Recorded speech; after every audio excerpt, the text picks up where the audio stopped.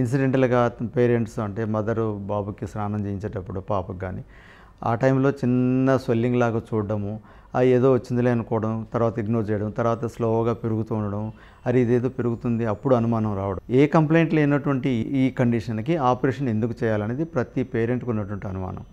కాకపోతే ఈ హెర్నియా అనేది ఏంటంటే బేసిక్గా ఒక చిన్న హోల్లో నుంచి ఇంటెస్టైన్స్ బయటికి జారి మళ్ళీ లోపలికి వెళ్తూ ఉంటాయి.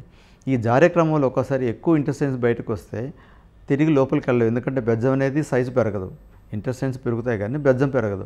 అటువంటిప్పుడైతే స్ట్రక్ అయిపోతాయి. దాన్ని అబ్స్ట్రక్టెడ్ ఇంగ్వల్ హెర్నియా అంటారు. ఆ అబ్స్ట్రక్షన్ స్టేజ్లో నుంచి తర్వాత స్ట్రాంగులేషన్ అంటే ఇంటెస్టైన్స్ పాడైపోవడం, ఈ స్టేజ్కి వెళ్ళిపోతే అప్పుడు ఏంటంటే లైఫ్కి రిస్క్ ఉంటుంది. అంతేకాకుండా ఒక్కరోజు చేసి పంపించే ఆపరేషను అటువంటి సిచ్యువేషన్లో మళ్ళీ ఆపరేషన్ చేస్తే వారం 10 రోజులు హాస్పిటల్, చిన్న ఆపరేషన్ నుంచి మేజర్ ఆపరేషన్ టర్న్ అయిపోతుంది. ఈ సమస్యలన్నీ ఉంటాయి కాబట్టి తప్పనిసరిగా హెర్నియా అనేది ఆపరేషన్ చేయాలి.